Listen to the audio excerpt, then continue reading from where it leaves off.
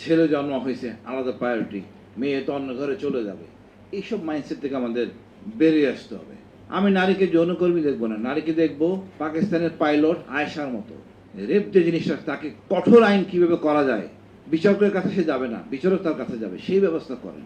আমরা একটু পুরুষদেরকে বেশি প্রাধান্য দিই, বিশেষ করে ছোটকালে, বাড়তি বয়সে আমরা বেশি প্রাধান্য দিই। আমাদের ধারণা মাইন্ডসেট, ছেলে জন্ম হয়েছে আলাদা প্রায়োরিটি, মেয়ে তো অন্য ঘরে চলে যাবে। এইসব মাইন্ডসেট থেকে আমাদের বেরিয়ে আসতে হবে। সমমর্যাদায় শিক্ষিত করতে হবে। আর শিক্ষাই হলে একমাত্র সমাধান। আপনি যে শিক্ষাই বলেন, মাকে শিক্ষিত হতে হবে। শিক্ষিত মা ছাড়া আপনি জাতি উন্নত করতে পারবেন না। এই জাতির অর্ধেক নারী, অর্ধেক পুরুষ। আমি নারীকে যৌনকর্মী হিসেবে দেখতে চাই না। আমি চাই সে পুনর্বাসন করে, তাই তার প্রজেক্ট করেন। রেপ যে জিনিসটা, তাকে কঠোর আইন কিভাবে করা যায়, বিচারকের কাছে সে যাবে না, বিচারক তার কাছে যাবে, সেই ব্যবস্থা করেন।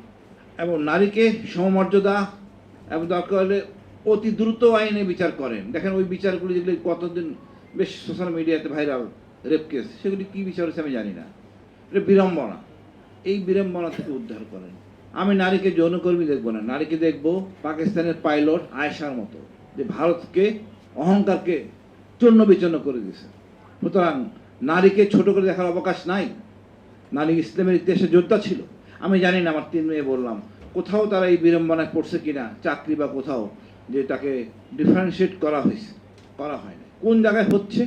এই যারা অশিক্ষিত নারী, এখানে হচ্ছে। গার্মেন্টস শ্রমিক বলতে পারেন, লেখাপড়া না যারা একটা গরিব মেয়ে বিয়ে হয়েছে, এদের ক্ষেত্রে হয়, নিঃসন্দেহে হয়। এদেরকে আমাদের ওই বললাম না, সবার জন্য শিক্ষা এবং বাধ্যতামূলক নারীর জন্য শিক্ষা করতে হবে, যেহেতু তারা জন্মগতভাবে একটু পিছিয়ে থাকে, মানসিকভাবে বলবো পিছিয়ে থাকে। আদারওয়াইজ তারা কিন্তু দেখেন সুন্দর বল খেললো, ফুটবল খেললো চাকমা মেয়েরা, এবং বেশ গর্বের। আমি মনে করি এদেরকে ছোট করে দেখার কিছু নাই। আমার যে দেশের প্রধান বিচারপতিরাও নারী।